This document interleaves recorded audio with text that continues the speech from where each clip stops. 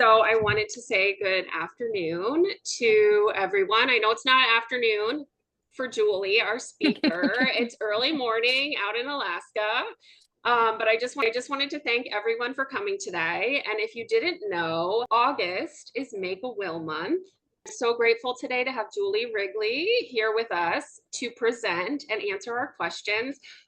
She is the associate professor and she's an interim associate dean at the College of Business and Public Policy at the University of Alaska. And she is also a colon cancer survivor. And you are a mom of three, I believe. Did I Yep. remember that correctly? You did. Yeah. She is also the co-chair of the COLONTOwn Board of Directors. And if you don't know, COLONTOwn is the nonprofit that oversees and supports COLONTOWN. And I always think of it as like a little umbrella. That's probably not right because it's a giant umbrella at this point. But there's this whole infrastructure, if you don't know, behind COLONTOWN that gets everything done for us and allows us to do these programs. So we are grateful for Julie for being here today and for her willingness to discuss this topic. It's not always an easy one. I know talking to other people, sometimes it feels, especially as cancer patients or caregivers, kind of like defeatist to think about these things. But I always like to think of wills, end of life planning as something that is good for us as people. It's just normal, everyday people. Nobody knows, what their timeline is. And so I think it's always good, no matter what your situation is, to have these things in place. So I'm excited for Julie to break it down for us today and kind of make it more accessible and hopefully more easy to digest. So I will let Julie take over from here. Thanks, Lauren. All right, So I guess I'll start with this. I'll say hello and welcome. Thanks for taking the time to talk about something that is, I guess, something that we pretend that we don't need to talk about as humans. So I'm talking to you today, not just as a lawyer, I'll talk about myself in a second, but just as a fellow colon cancer person, cancer advocate, I come to COLONTOWN not just as a colon cancer survivor, but mostly as an advocate. I believe in advocacy. That's why I'm a lawyer. And so advocating for people to take care of themselves. So I see this as part of the plan. But I'll go back to this. I did not come up with this very fancy name, Flush the Fear. I thought that was really cute. Thanks, Lauren. I mean, why not talk about anyway, right? Everyone else who's got colon cancer talk in their house. My 20-year-old boys still, I feel like they're still quite sophomoric, and we have a lot of flushing discussions. So anyway, but I said TEM estate planning because that's what I think of it as. See, I can't even go to the next slide. I'm glad that you liked it, Julie, because I was like, I don't know if she's too, uptight. No, just kidding. Not uptight, I don't want to say. I just wanted to I was like, I hope I don't offend her. So I'm very glad that gosh. No. It's really hard to offend me. I'm unoffendable. So I titled this slide, why do I care about estate planning and why I'm here? So I am in Alaska. It is 10:06 a.m. here, and I did do everyone a favor and have 2 cups of coffee. Starting my day here at the University of Alaska, Anchorage. Before coming here, I worked in, so funny to say this, but ever since I started law school, I wanted to do estate planning. Part of estate planning, it's a really broad field. It actually incorporates all of the things I named here. It's business planning. So, if you have an estate, you worked or have an interest in a business, you never know. Real estate, we all have real estate, whether we're renting or leasing or owning or we're landlords, whatever. That's a big part of estate planning. Taxes, unfortunately, that's a reality of being a human in the world. There's likely a tax associated. And then probate. Probate is the part where we help after after death, families move on and transition with all of those things. So I wanted to do that since I started law school, which is kind of funny, but it came from my belief, as I shared earlier, that I want to be an advocate. I want to help people understand a system that seems insurmountable and difficult to understand. And um, I thought it was, I'm sure as we all do, we all know people who've had great, terrible experiences with probate and estate planning. And hopefully, some people also who've said, wow, that wasn't as big of a deal as I thought it was going to be. And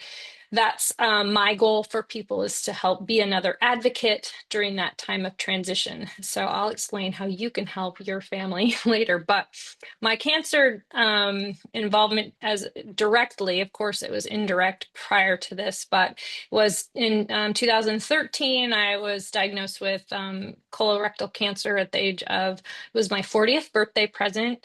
And I was working full time, of course, and had 3 children and my wonderful husband helping me through it. And so I think of that's why I'm here. That's why I still care about estate planning, because I recognize that all of the parts of estate planning, they don't just help in that moment. Like, as if I hadn't been an estate planner prior to that and had all these documents in place, it would have just been an extra layer of things to be on my mind. So that's a picture of my family from last Christmas. You can see we had well, maybe you can't tell, but we had a very low snow year up in Alaska, which nothing makes an Alaskan more cranky than a winter without enough snow to do all the fun things we love. But there's no snow on the trees. And that's our Newfoundland, who, it's really hard to take a picture of a black dog. I don't know if any of you have a black dog, but there you go. That's why I do what I do every single day. That's my why. And aren't they cute? Anyway, okay. Moving on. Okay, why plan ahead? I've kind of done some foreshadowing, but I think, oh, and before I get into this meat part, I want to say that I also accept questions as I go along. As a professor, since 2017, I recognize that students of all types, you, me, right? We're all students in life. Let me know when you're thinking about it. Put it in the chat, or even I can even sort of, I think, see your hand raised if you want to be so bold as to ask the question directly. I would love to take the question as you're thinking about it. Don't worry for me about holding the question. So Thank you. That's really nice. yeah, for sure. For sure. So why plan ahead? It's more than just estate planning, but I think of estate planning, and I'll talk about all the different parts I see, but in general, as an umbrella, you're thinking about the future of what's going on. It provides control. One thing we experience, I think, as cancer patients is the lack of control. You don't know when your doctor's going to call back, whether the lab actually got your lab order, or you're going to have to go back to the doctor's office. You don't know what your disease process is going to look like. You don't know, right? I can go on and on about what we don't know. Estate planning is this really funny thing where you actually have control. They're your assets, it's your life planning, it's your legacy. So it's an opportunity to seize a little bit of control in an uncontrollable situation. The funny companion to that is how that kind of control that you're providing, that guidance you're providing to others, actually about your assets, offers comfort to others, to your family, to your spouse, to your partner, to your children, to the grandchildren you may or may not have yet. Right? There's some sort of comfort when they think back and think, I wonder what mom, dad, what our good friend, our partner wanted. It's writing things down, or at least communicating in some fashion, is such a comfort to those who are faced with making really difficult decisions on your behalf. And so communication, while awkward sometimes or difficult, is super important. And I guess another thing to acknowledge, I don't mean to use words that could be triggering for some people. I want to recognize that this kind of planning uses words that give us all sorts of emotions. My words come from, just imagine, I'm a little desensitized because since I've wanted to be an estate planner almost since I was a baby lawyer in 1990. Well, I was a lawyer as of 96, or 99, but I started law school in 96. That's a really long time of me getting used to using the words estate planning and making jokes. One of my coping skills is humor. It's probably number one for me, and it's probably awkward and inappropriate humor. So I'll just apologize for that if something I say comes off as an insensitive. That's not how I mean it. That's just one of my coping skills to talk about a situation that is really, you know, challenging. And so I don't mean to trigger anything in anyone else. I take this very, very seriously. But life can be fun. Estate planning can be fun. Taxes, not fun, but there's humor there.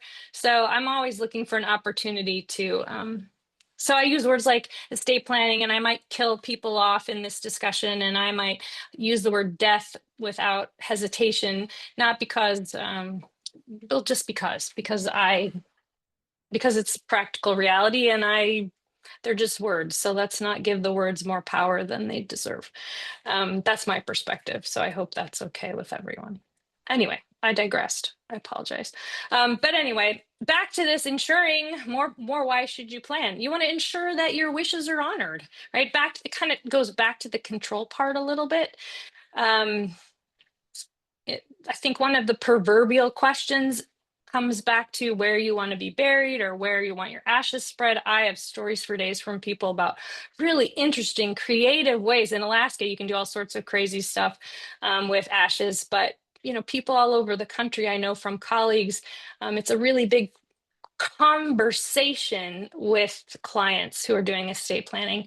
I don't know about put that in writing. That's another judgment question we can talk about later, but talk to your loved ones about that. That's how you get your wishes honored. They don't know if, for me personally, I want to be cremated and I want my ashes spread in this particular area. Well, a couple places, but one area in Alaska. If I hadn't conveyed that to my family, then they will never know. So I feel a sense of peace because I've talked to them. I've made it a very normal conversation. Hey, pass the milk. And by the way, did I remind you that I want my ashes spread in Broad Pass? They all know. Every time we drive through Broad Pass, I'm like, oh, it's going to be so nice to think of me someday. Anyway, someday. It protects your family. It protects them because they don't have to make that decision without knowing what you want. So I think I've talked about that enough. Any questions? Oh, there's chat questions maybe. Oh, good. Real talk. Yes, I don't know how to be. I've been told I'm direct. I've been told I'm all sorts of things. And so, as I age, I am proud to be a survivor, and I'm proud to just say what I think. So you can't help but be yourself. So let's clap for ourselves. Everybody just I mean the best, right? Okay, so there's death time planning and there's lifetime planning. And here's a little bit of the lifetime planning. We're going to talk about both today. So another reason why it's good to make a plan for your life, your lifetime, all those decisions that come up. So there's this phrase that I didn't put in here, but the version of incapacity, or do you have capacity? Does the patient have capacity? And while I'm not going to go into that extensively because each state has a different technical definition for what capacity is for a person, a patient, I'll allude to that. It's a great word to think about. But the great part is if you've done your lifetime planning, if you've done certain documents, then you are far ahead. You don't have to go to the court to ask for help for supervision of you or of someone else that you love that may become incapacitated. Incapacitated means they cannot speak for themselves. That could be, I think, the easiest example of that is universal, is a minor. If someone is a minor, under the age of 18, generally speaking. That's someone who's considered incapacitated for legal reasons. So they can't sign a contract to buy a house, or, without special permissions, they can't generally get married. They can't, right? You can still talk to your kid's doctor because you're the parent, right? After they turn that magic 18 day, all of a sudden, they need a release of information, some sort of HIPAA release, and all of those things in order to talk to you. That's what we're talking about. So if someone becomes incapacitated as an adult, what happens is the court intervenes, not because, if you don't have these really fun documents that I'm going to share with you. I'm not afraid of the court. Don't be afraid of the court. They really are there to help. It's just there's other more simple, direct ways to do it. Okay. With a plan, you choose. So again, these documents that I'm going to talk about in a little bit, they give you the chance to write down who you want to act on your behalf, not the state statutes, right? You can imagine anything associated with a court has a statute or a regulation. If you have a document that you've executed on your own behalf that takes care of these situations, then we don't even have to wonder who the statutes give priority to make the decisions for you, right? Maybe you don't want your spouse to do it, and your spouse doesn't want to do that, make decisions on your behalf. I've definitely had clients with that scenario. They want their sister, their brother, their kid to make the decision, not their spouse. And I've got stories for days, as we all do, but as a lawyer, you can imagine all my lawyer stories. Family conflict. Here's that.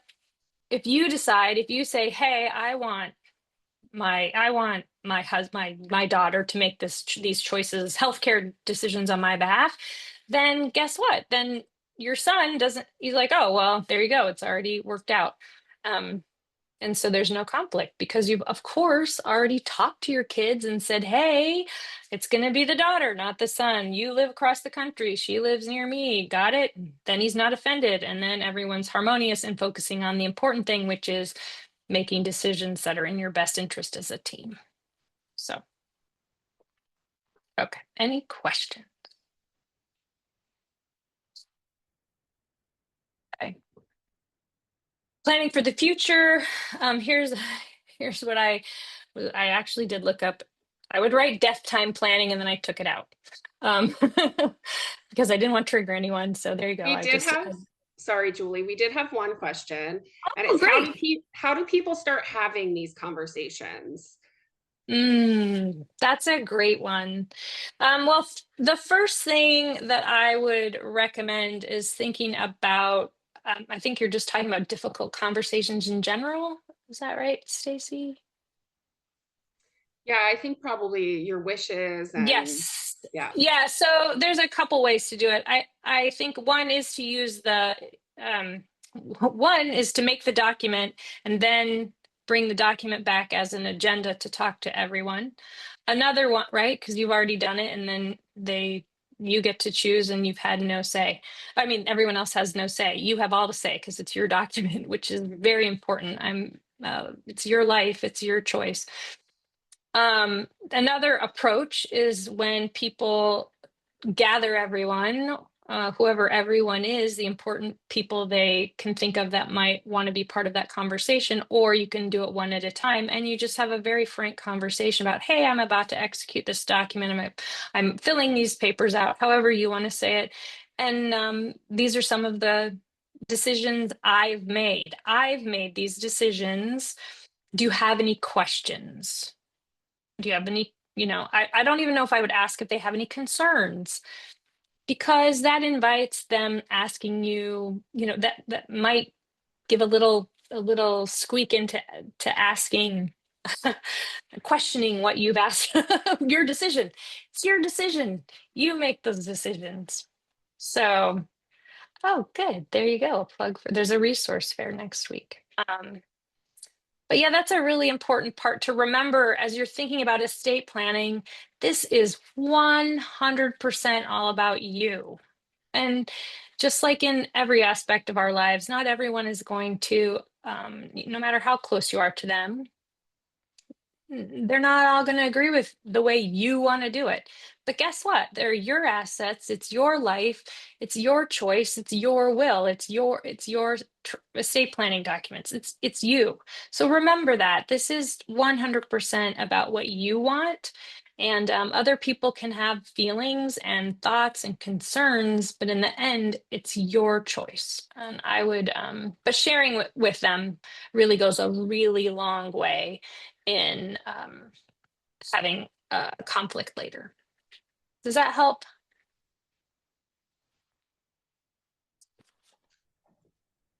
That was helpful for me. So I think so. Oh, yes. Okay. Stacy said thank you. Oh, okay, great. Okay. Okay. Awesome. Okay, so now we're into the death time planning or estate planning. That's more of the word we would use for who gets what, when, and how in the future. There's a lot of ways, and I'll talk about that a little bit. But mostly the questions that I'm asking when we're doing estate planning, the questions you're asking yourself is who receives the assets and how? How do they get them? The control and the timing. I put in my 3 strikes and you're out. There's different ways assets get passed to minors, for instance. That's the 3 strikes and you're out. I'll give you a third at 25, a third at 30, and a third at 35 of the assets of this trust. So anyway, it starts getting a little more mired, but there's different ways you can give assets to people in your life. It's not just, when it's time to pass the assets out, everybody gets a big check. And there's a lot of reasons for that, which I could do a whole second Zoom meeting about. So let me know. I can talk about estate planning for hours. And then unwanted distribution. So there's this thing I'll talk about. It's on a couple slides, and I alluded to it a little bit, but the technical term of something called intestate succession. So here's the lawyer joke. You can see how funny we all are. If you don't have an estate plan, don't worry. The state of whatever state you're living in, you has one for you, which is 100% true throughout all of the United States. Every state has something called intestate succession laws, and that means, in short, that someone has passed away with assets and they did not leave a directive in the form of either a will or a revocable living trust that tells um, that tells the state basically how to distribute the assets. So you may or may not want your estate plan to look like what the state of I like to say the state of Alaska because it's my home. I love my state, but what the state of Alaska wants me to do, I might agree, I might not. That's really state dependent. So getting to know your state laws is pretty important. So you do have an estate plan, whether you know it or not. It's just dependent on the state laws of the state that you are domiciled in. Julie, is that kind of like a almost like a if this then that checklist type thing that they have? Like, no, I was just curious.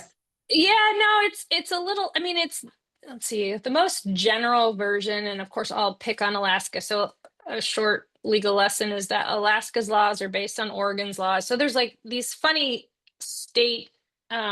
certain states are a certain way and certain states are another way. And so if you look across the country, there's a lot of similarities, but there are also everybody likes to be special and different. So they make things just a little bit different in every state. And that's why it makes it really hard to just say, well, in the US, if you're living in the United States, then intestate succession laws are X, Y, and Z, because they just shift them enough.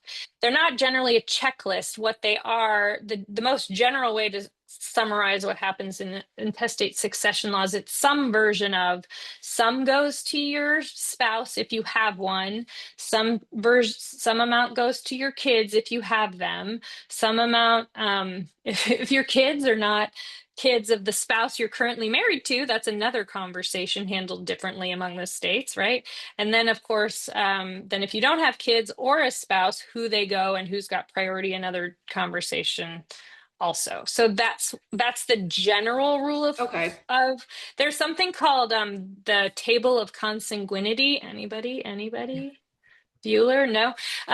It's really fun. It's like how you figure out if that relative is your second cousin once removed or not, that sort of thing, how that actually works, this table. And you can kind of rely on how that goes for a distribution of assets if there isn't a parent, and then there's also the debt question. Did you pass, did the decedent have debt? And if there's debt, that's another sort of sticking point as well. So, our conversation piece, it's not a sticking Right. point, but it's definitely a conversation piece. So, No, I appreciate that. That's helpful. I just was kind of curious. yeah, absolutely. No, it's complicated. I wish it wasn't, but I really can't think of an easier way except for doing it yourself. So thanks for the plug for doing your estate plan. Okay.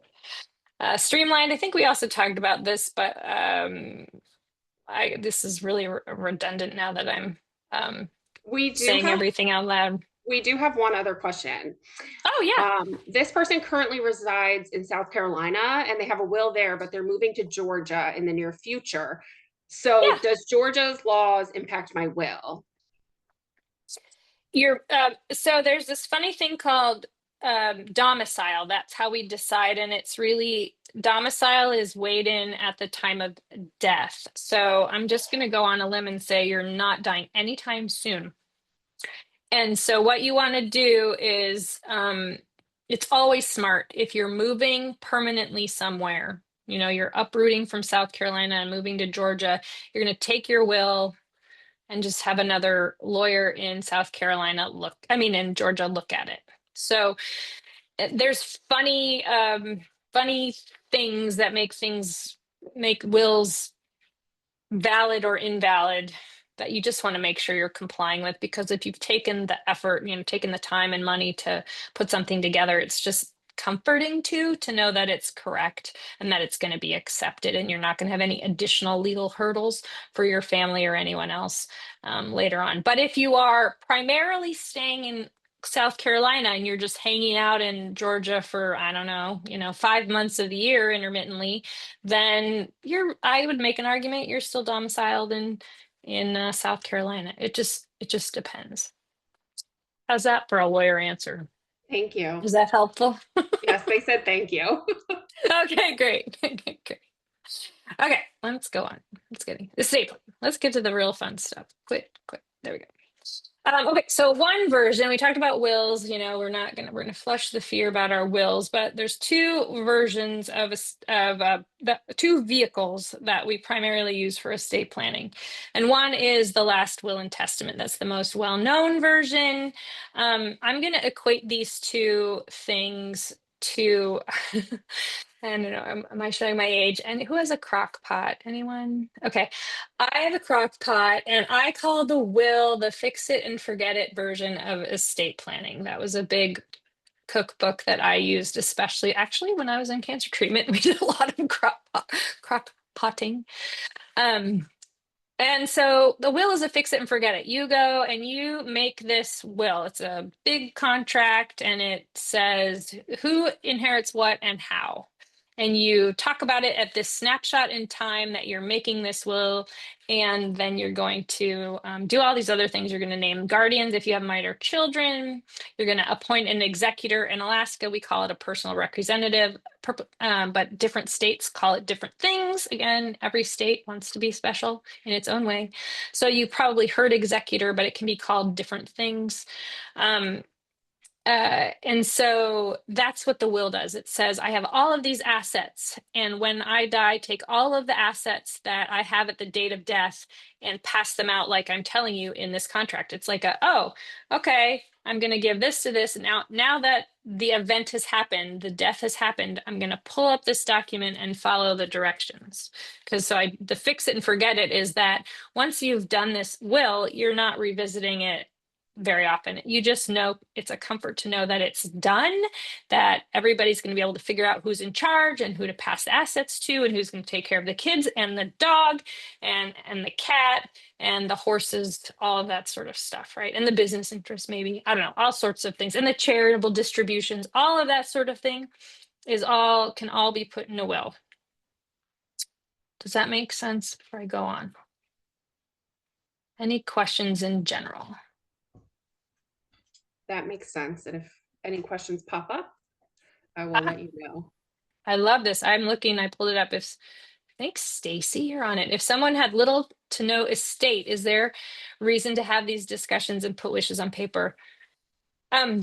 So there's two answers to that question.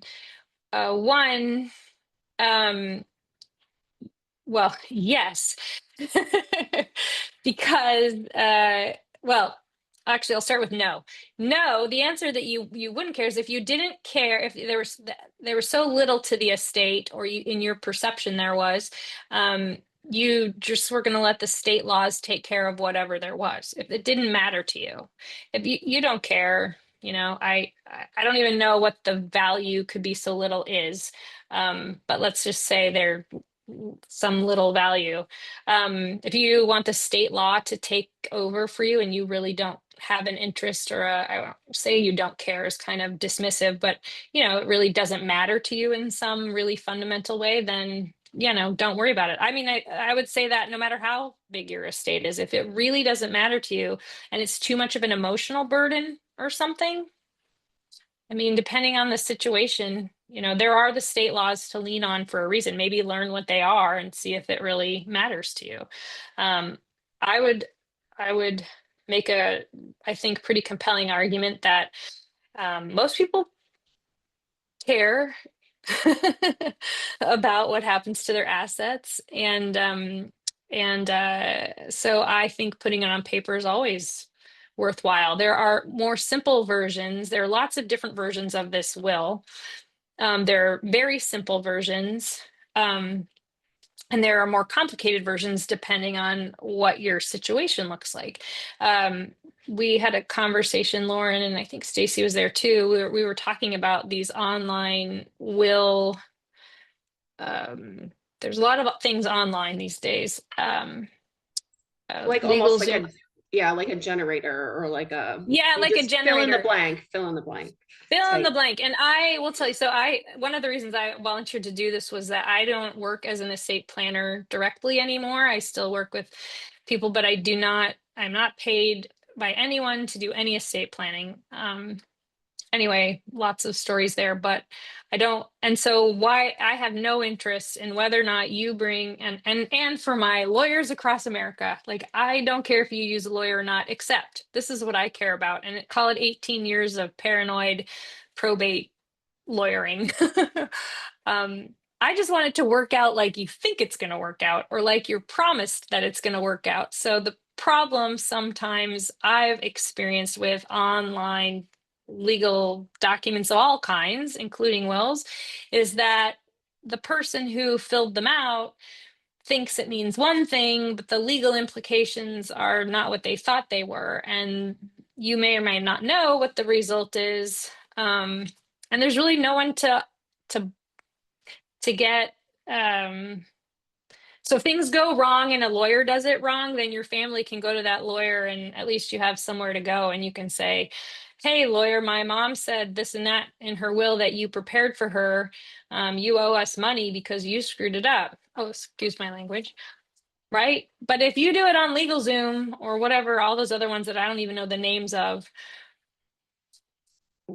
it's sort of like, well, that's the way it goes. Guess it's just forever messed up. Or you're paying a lawyer out of pocket to, I mean, I have cases with beneficiary designations that I had to handle because someone put it in. I've had conversations with the IRS. It's just spending money on with somebody else on, you know, on a lawyer to unravel the LegalZoom that you thought was saving you all that money. So I don't want to say don't ever use one because they can be really helpful, but they might be just what you need and want. They also might not be what you think they are. So um, I would encourage you, if you're going to use that, to go over it and make sure you're comfortable with it the best you can. Talk to as many people as you can. Lawyers aren't really very excited about reviewing LegalZoom wills. You know, that there's that we've all imagined where you think, oh, I'll just do it and give it to the lawyer and sure I can pay them some smaller fee to just review it and tell me that it's good or not. And, unless you're moving from one state to another, like that question, I don't know, I found it really difficult to find lawyers who are willing to do that. But, you know, I wouldn't really recommend that. But you can say, go to a lawyer and say, hey, I have a simple, I think I just need a simple will. I filled this out. This should make it quicker, less expensive. There are a lot of other options out there. I know in Anchorage, where I live, there's a lawyer. Her whole business model is doing simple wills for people. It's pretty interesting. So I know there are lawyers in the around the country that are doing that. All sorts of fun business models. So maybe look that way. But relying on those things make me nervous. That doesn't mean they're bad or wrong, but you can't please excuse 25 years of paranoid lawyering. I can't change my directness or my paranoid lawyer brain. So I did have another question, Julie. yeah, go. What are the options, like if you don't have an heir or someone to leave your assets Your to? assets? Yeah, Yeah, yeah, yeah. sorry. So many options. You can leave your assets to anyone, and there's to anyone.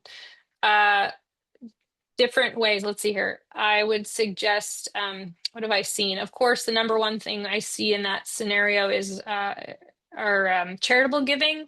It's a really common time, frankly, for people to do charitable giving. Um, whether they have heirs or not, there's a lot of reasons. One, it's just giving of a generous heart. Sometimes that's just the time because you don't need it anymore, but because you're not around. But on the other hand, there's all these organizations or charitable organizations that have um, meant something to you, and it's a legacy is a really meaningful thing. And so people will do that. Not only do they get the benefit of that sort of heartfelt giving, but they also, their estate can get a tax benefit, which depending on the tax climate at the time of death can really make a huge difference. It just really depends. Because there's, oh yeah, promised, I was trying to keep this simple, but there's federal estate tax, which is the publicized one that people make a really big deal about, that right now really doesn't affect very many people. But then check your state law, because your state, every state differs in this. Where I live in Alaska, we do not have a state law, a tax burden. We do not have a tax burden at death. But Oregon, where I'm from, and where my mother lives and my father is currently living, there is a gigantic, very burdensome estate tax. So that charitable gift can offset that tax at a state level. So anyway, that's one reason people give charitably. Also, if you don't have, of course, you can give it to your friend. You can give it to your niece. You can give it to any person that you want to give it to, or people. Frankly, there's no. We could talk, be a whole tangent to talk about pet trusts, and I've had people leave things to animals, and you know, um, kind of like, I know they don't live in this country, but I think of like how the Queen Elizabeth gave the dogs to Fergie. I hope she left her some money too. There are versions of that in the US, where we set up trusts for pets for there's all sorts of crazy things you can do, or not so crazy. I love my Newfie, so I'd want her to be well taken care of. Thank you. That was Mhm. helpful. And I was thinking about the pet situation too. So Yeah. It's very common, more common than, I don't know, than I realized back in the day, but we've been doing that since I've been in practice. So, okay. I said fix it and forget it. And now we're going to the next version, which is a trust. So, it's really important to talk about trusts. There are, I don't know, I'm just going to say 8 million kinds of trusts. So when you hear the word trust and you're like, wait, I thought it meant something else. That's because there are so many different kinds of trusts. Um, it's it's really, I think, unless you're immersed in the world of that I'm immersed in to some degree, or you have the time to spend learning more about them, it's confusing. It's just confusing. The kind of trust that I talk about in that is an option um, from like the if you're not going to do a will, you're going to do a trust.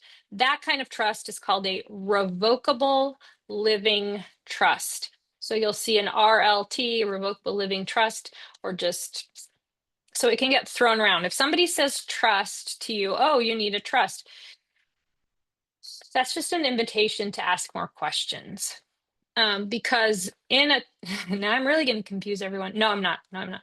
In a will, you can have a trust that comes into being like magic at death. So you can have a will that has trusts in it. This kind of trust is a revocable living trust, is something that you have instead of a will. Okay, you could have a pour over will, but now I'm getting technical. But you can have either a will or a revocable living trust as your primary document to transfer assets at death. Right? Remember, the will was the crock pot, is the fix it and the forget it. The revocable living trust is a little trickier. It does the same things, but instead of collecting assets at death and passing them out then, you collect assets when you're creating this document, this trust, because a trust is ultimately a contract. And one of the essential elements of making a trust a valid document is giving what we call a corpus, or, like assets within the trust. So that's a legal requirement to have something in it for it to be valid.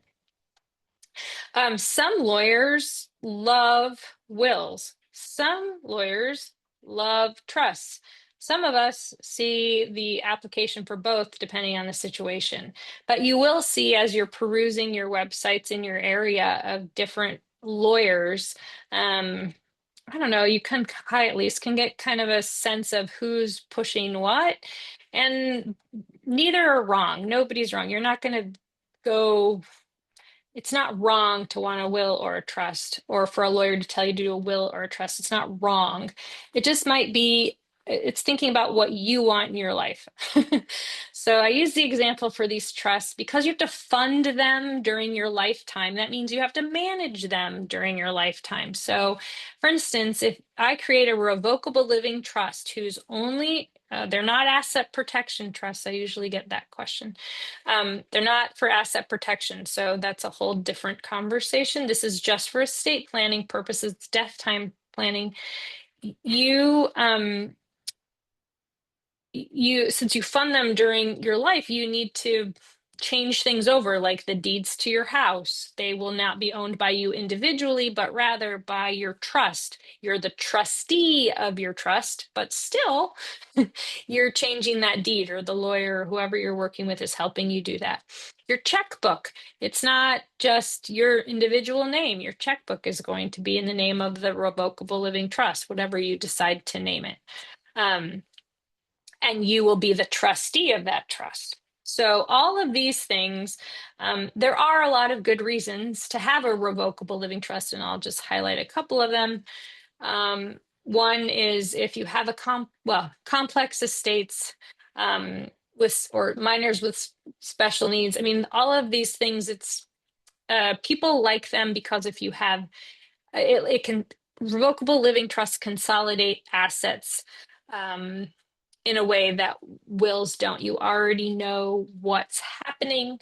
We do them. I'll tell you when I recommend them. I recommend them if you have assets in different states. So if I own a house in Alaska, and if I were so lucky to own a house, I don't know, in Arizona or Hawaii or some other state besides Alaska, then I would consider a revocable living trust because I'm consolidating for real estate purposes and probate purposes my assets, right? The closer to death I am, the more I'm thinking about a revocable living trust because I know what my assets are going to be. At a young age, I'm only 52. I just have a will because who knows what I'm buying and selling, and I might get a new car. I might open a new bank account, and I don't want the pressure of remembering. I don't know. I just don't want the extra step of maintaining this revocable living trust.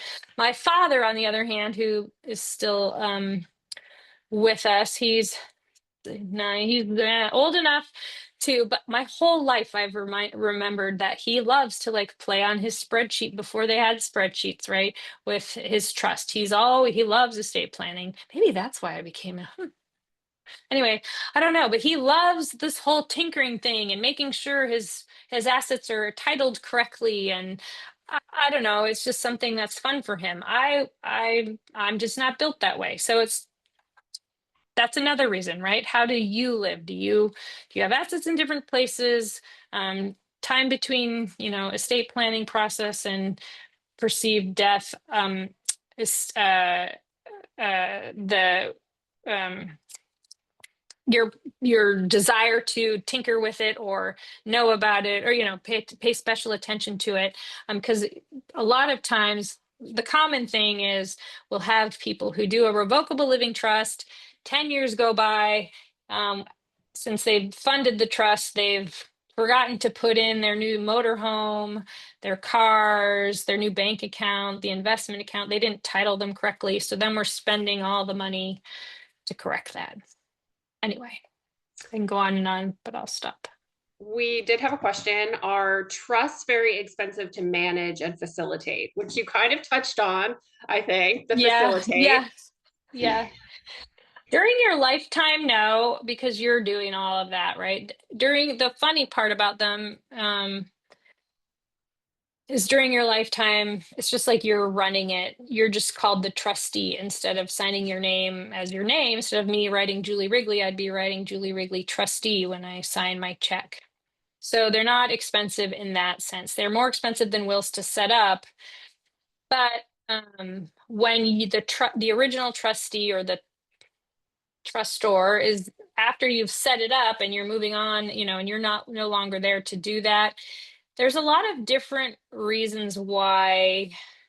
Well, are they expensive? Every trustee who's not you is allowed to take a fee. That's just business, right? Because these are business elements essentially. So are they expensive? It depends.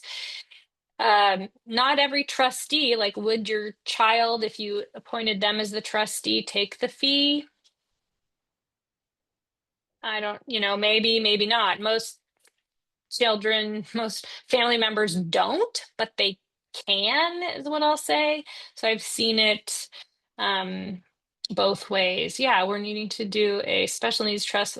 Oh yeah. So yeah, a special needs trust can be done inside or outside of a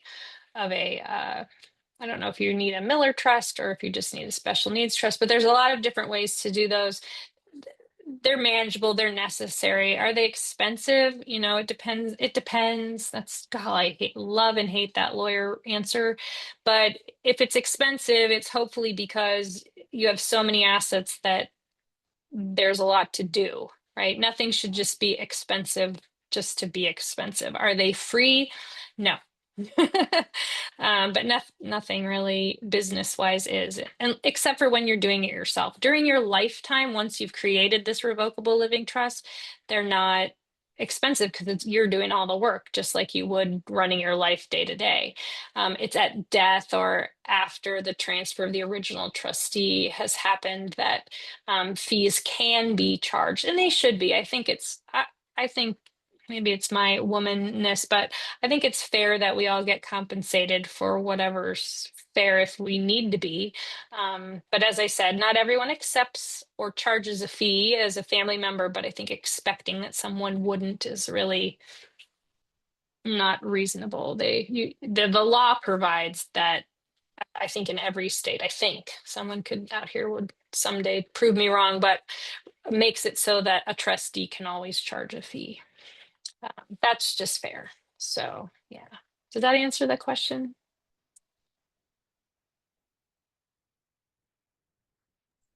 I'm waiting to see. Yeah. Now, these are great questions. Okay, Megan says yes with a thumbs up, maybe. Awesome. Okay. Finally, I'm going to talk a little bit more about the lifetime planning documents themselves, and I call them, just trying to find more, that's a doctor with a thing. Anyway, long-term planning, comprehensive planning, personal future planning. Like these are documents that are useful during your life. And my favorite one that I have spoken about all across my state and do actually with my students, I think that this document is really important, is an advanced healthcare directive.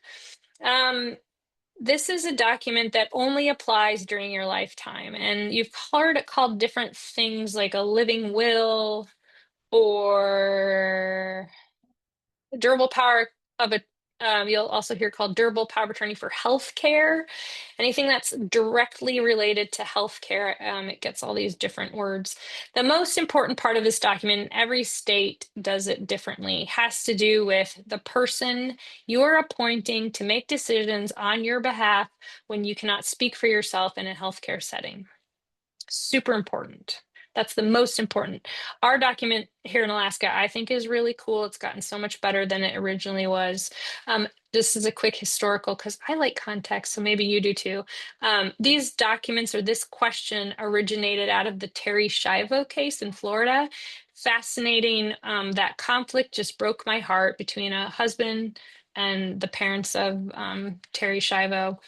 And everybody was making, there's a lot of conjecture about what Terry Schiavo really wanted. If she had had the luxury of having these kinds of documents prior to that, think of the time, money, and anguish, more importantly, that people would have been able to save because they knew what she wanted. That's what these documents are. So these are often free. So in your state.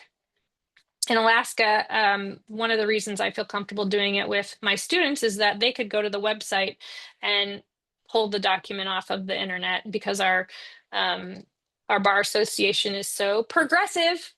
I don't know, because it's so that we put them out there for people to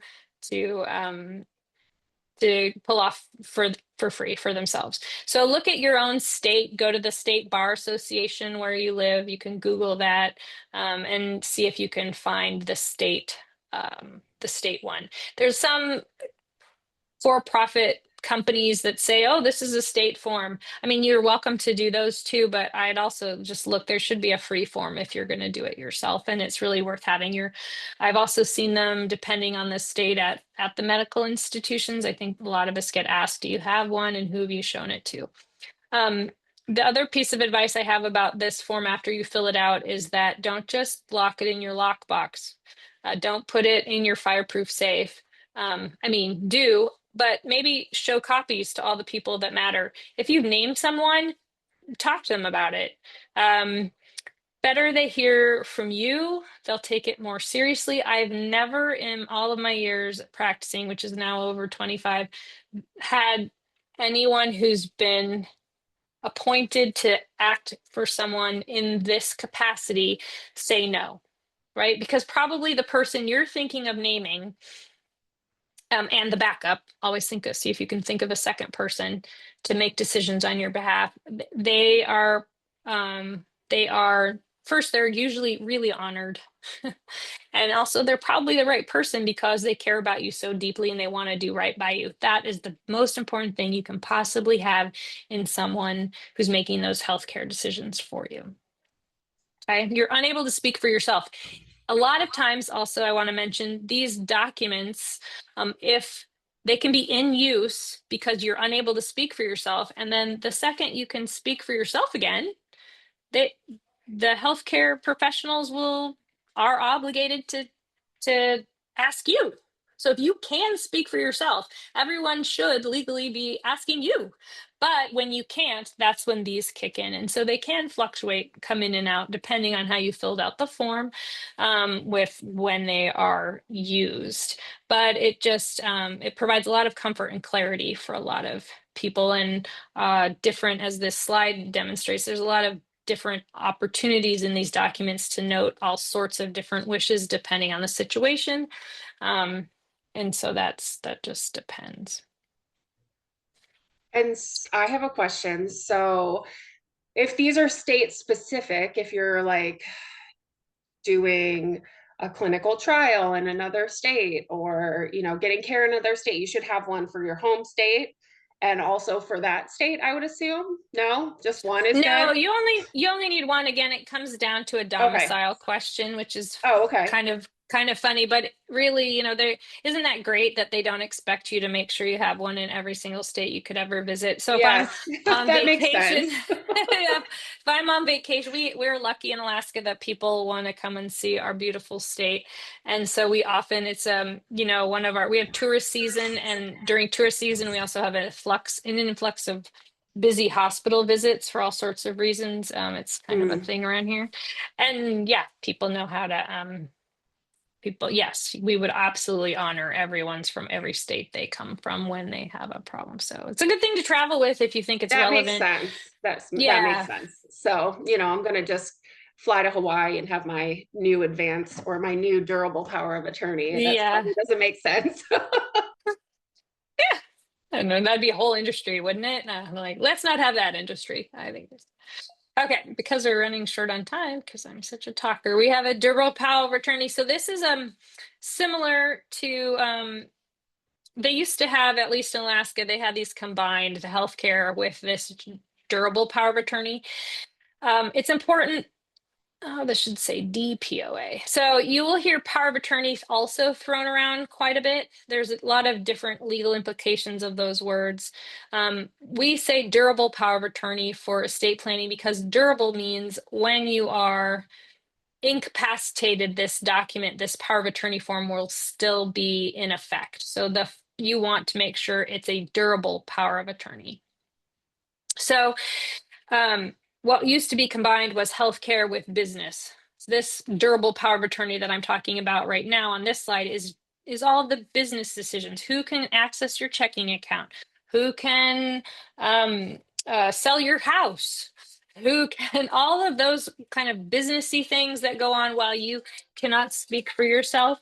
That is what this form is for. So right away, you might be thinking to yourself, I don't necessarily, the same person I want to help me with healthcare decisions is not necessarily the same person who I want to make business decisions on my behalf. Bingo, there you go. So I like to pick on my dad. He knows I do this. So, in my family, guess who's in charge of all the family, or all the business decisions? There's 4 siblings. Guess who's in charge for my dad? Yeah, you guessed right. It's me. But my sister, who's a nurse practitioner in Oregon, she's in charge of my dad. She's the first person named for one of my sisters for my dad to make healthcare decisions. And then my other sister is second in line for her. And then I think maybe he put my brother below me for anyway, you can see there are different people. Jobs can be spread out based on comfort and skill. The most important thing that you want to think about with a durable power of attorney is picking someone to act on your behalf that you trust. Trust is number one. So again, maybe it's not a sibling at all. Maybe it's not a child at all. Maybe it's not well, hopefully a spouse you could trust, but there is no pressure. You can name other people. And in certain family situations, like, my mother, I have a really great stepfather, he just doesn't want to be involved. So guess who's in charge for my mom? It's again me.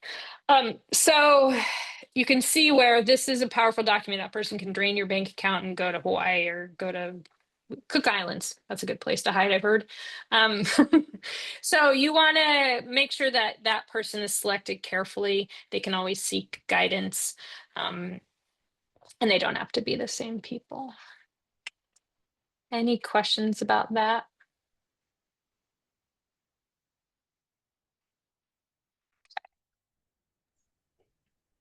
I don't think so. If any pop up, I'll let you know. Great. I wanted to talk about this. So this other part is part of the lifetime designations. It's really because there isn't, this belongs in lifetime planning, or at least is where I put it. for lots of reasons, but I'll just talk about it. Beneficiary designation. So if you have a retirement plan of any kind, you might have a bank account that has a pay on death designation. You might have, in some states, in our state, we also have a real estate situation where we can have a beneficiary, believe it or not. It's getting all nutty around here. Well, nutty as 25 years ago. Okay. So I'm adaptable. But anyway, these are things you want to review. This is you get to maintain control of something during your life, but you can always change this beneficiary designation. So these people are not, they generally, if it's really a true beneficiary, they don't have control over the asset during your lifetime, right? At death, however, that's when they are the beneficiary and they receive whatever portion of the asset that you have designated. So this is an often overlooked and yet incredibly helpful planning tool. I've had clients do everything from, really carefully designate within each document certain people for certain reasons. Like actually sometimes we see people put charities here. It just depends. In a retirement plan, this is a really important conversation you should have with your financial planner and lawyer.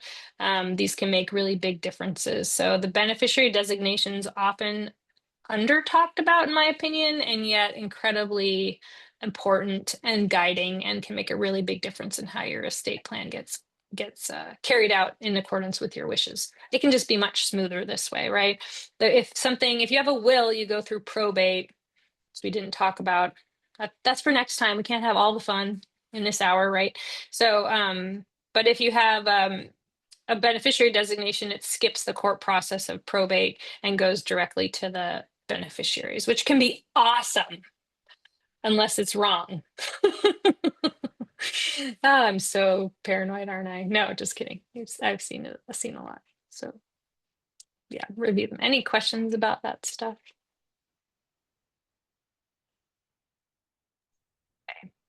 None so far. Time to go. The who and the when. Timing and urgency. I think when should you do this? You should do it when I would say when you're ready, but there's no time like the present to be ready. I've had friends who, when their kids were born, said, "Oh, Julie, we really want to do an estate plan, but we can't figure out who we want to name as the guardians." And so like years go by and now their youngest is 5 and they're like, "Julie, we really want to do it, but we're just waiting. We're waiting to figure that out. Like so-and-so's now, this potential guardian's being a jerk or getting divorced or remarrying somebody we don't love or whatever. So we're waiting. And the next thing you know, like, because I'm old enough, like now these friends, they're now doing their estate plan for the first time but their kids are all over the age of 18. Thank goodness that they didn't need anything, but it sort of points out a really funny question, like, well, oh no, right? That's my job as an estate planning lawyer to think, oh, what if? Well, what if they had needed it? Well, then guess what they were relying on? They were relying on those laws of intestate succession in whatever state they live in to tell them who was going to take care of their kids or be appointed as the guardian and conservator, right? So when should you be thinking about it? Now. When's a good time to do it? Now. That also, thinking about it now and making a move now, all of these documents are changeable unless you choose some estate planning document that has the word irrevocable. There are some things like that, but very few, and they're very purposeful. So for all of our work here today, everything you are thinking about doing is reversible, with exception. If you need to update your document, like you go through a lawyer and you have them draw up your will or your trust, whatever you decide, and you need to update that, is that like usually typically like a less expensive because we don't have to go through so much and we're just updating maybe a name or a signature? I'm just wondering, because I know a lot of times we're afraid of like the cost of the, the I lawyer. know. So yeah. Yeah, absolutely. It's a great question. And um, yes, it should be less expensive, especially if you're just making minor changes and you're not changing the distribution. We recommend, as estate planners, you'll hear them recommend every 5 years to like sit down and look at it. And I think I'd say on average it's 5 to 7, 5 to 10. It's whenever there's an event in your life that happens that's significant, or you have a significant change to the distribution, that you make a big change. Um, so for example, you do a whole estate plan and your kids are 18, and then all of a sudden your oldest, who was 18, is now 25. You haven't changed your estate plan, and they're getting married and they have a new name. Like the new name alone is not a reason for me to want to redo an estate plan. If that's the only reason you're thinking, oh no, my daughter got married and she changed her name, I need to do, nope, I would say no, don't worry about it, because she's identifiable. People know who she is. She has an additional name or whatever, but we know who she is, and that's not a reason to spend money. So it's kind of this, it's a funny thing, but I've gone through this with my mother, who did her estate plan, and now um, she wanted to make a small distributive change. She wanted to change a small distribution, but we talked it through and we decided it's going to be fine. We figured out a way without going back to spend an additional, I don't even do my mother's estate plan, but she lives in Oregon and I'm an Alaska lawyer. So there you go. Um, and arm's length transactions. I don't want my siblings getting mad at me, like Julie said. Blah, blah, blah. So anyway, eh, I totally understand that. I don't want to waste money either. That's kind of an overlying goal. Not only is it, I don't want to overspend money, and I don't want to overspend emotional capital. And I think when you're talking about estate planning, saving emotional capital if you're interested in saving that for your family, that's an argument to do an estate plan. Spend more money during your life so that they can focus on what's important during a time of transition. But does that answer the question, Lauren? Yes, thank you. Yeah, there's another question, but we'll hold off to the end for that one. Oh no, I can. Okay. Yeah, it Okay. was just like do you have like maybe a step-by-step checklist for the essentials that need to be done? But I think you and I can probably come up with that and have one if you don't. So Sure, sure, yeah. sure. Yeah, there are a lot of checklists out there. We can talk about putting one out that would maybe be appropriate for a large group. Well, a national. It's the version I have for Alaska versus the version that should exist for a national Yes. conversation, because that's what we are. So yeah, we can work on that and put it out there. Absolutely. Yeah, for sure. Um, Here's a reminder about all those documents. They don't care, doctors, I should say healthcare providers, right? My sister, the nurse practitioner, is punching me in the arm right now for saying that. But all of our healthcare providers, and anyone else who's relevant, honestly, that's who I think you should share these documents with. So I am an open book when it comes to all of these things. I share my documents with siblings, my parents, I'm, because I say the word death, dying, estate planning a lot over the course of my career, I'm pretty comfortable and they can expect that I'm going to be bringing it up with them. So it's a little easier for me. What I do understand is that this is an awkward conversation. Um, but I remind students of this in my negotiation class. Words have the power that we give them. They are just words. And so they do indicate something bigger than that. But, unfortunately or fortunately, we are empowered in our lives to make things easier for others by doing this planning. And part of that planning is actually taking the time to share our thoughts and our desires and our documents with the people that it matters to. So please, that's how things get carried out.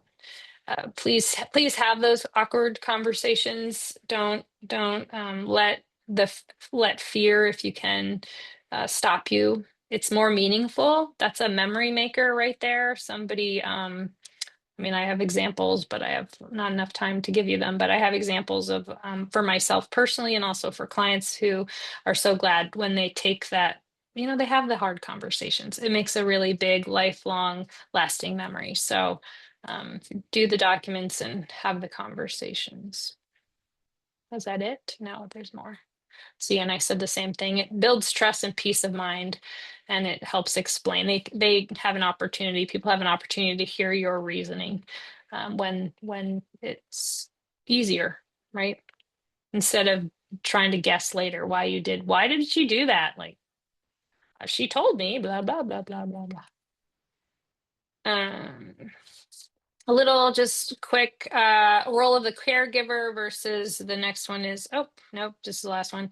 Role of the caregiver. I just wanted to say that the role a caregiver may or may not be the same person named in the durable powers of attorney or the healthcare directives. And so this is sort of a general guideline. Don't assume that a caregiver has all of those powers. On the other hand, if you want them to be empowered to do those things, these documents also pave the way for that. It's an easy thing for people to assume in a caregiving situation or in a medical situation that somebody's empowered when they're not, just because they're around. So a thoughtful approach is my preferred, is what I would advise. So anyway, now I'm to this fun one. I just wanted to say to everyone watching and everyone that's going to watch, I do have some resources that I'll post with the video, and I can also post them in the app. And a lot of it's, Julie and I had talked. I have links to the Bar Association for each state and different resources directly from the Bar Association. So, and I want to really, really thank Julie for coming. And now it's so easy to understand. It's definitely made this whole topic very approachable, and I really appreciate that. And I appreciate you taking time, because I know you are so busy, and I know it's the beginning of the school year, and I just really appreciate that. So